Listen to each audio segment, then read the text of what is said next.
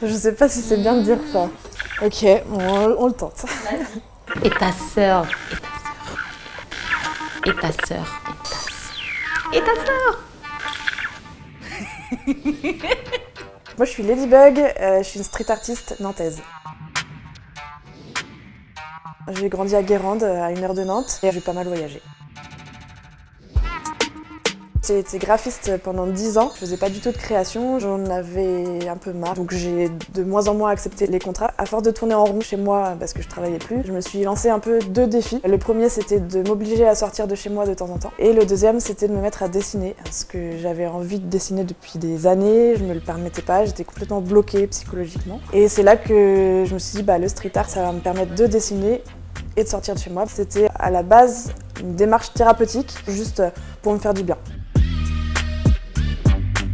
Depuis 2018, je vis de ma peinture, j'ai cette chance. Quand on peint dans la rue, c'est une sacrée vitrine. C'est normalement pas légal et là, ça a déclenché des commandes rémunérées. C'est devenu, par la force des choses, mon métier. Aujourd'hui, je travaille vraiment pour plein de clients différents. C'est hyper varié. Ça peut être pour des particuliers, des professionnels, des collectivités. Ça va être aussi des festivals.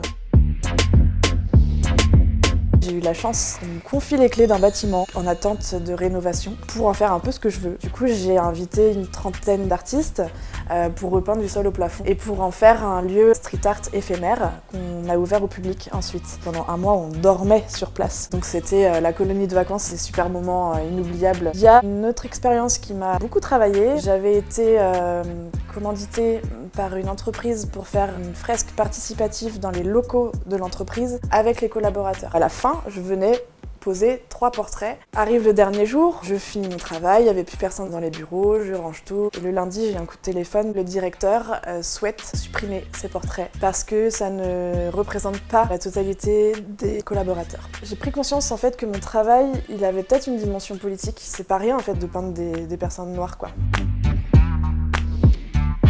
L'hiver, déjà, je fais un break de réseaux sociaux. C'est repos. J'essaye d'avoir un petit peu de temps pour mes créations perso. Quand on est tout le temps dans les commandes, on n'a plus vraiment de temps d'introspection. L'hiver, ça me sert à ça. Pour relâcher la pression, c'est canapé, plaid, Netflix. La musique qui me met de bonne humeur le matin, qui me donne le gros coup de boost, c'est Déo de Harry Belafonte. Ça fait Déo.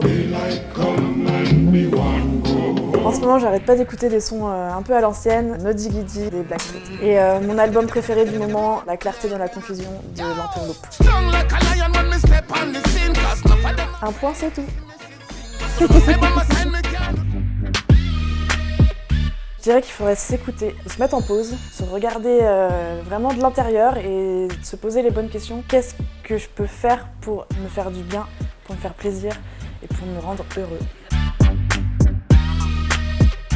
D'être créative, c'est comme si j'avais un super pouvoir. Et je pense que tout le monde peut avoir ce super pouvoir. Ça me parle vraiment ce projet parce que de pouvoir exprimer son parcours, ça va donner des idées certainement à d'autres, ça va décomplexer certaines personnes. C'est en discutant qu'on peut s'inspirer des uns des autres et se lancer. Ça filme là ou pas?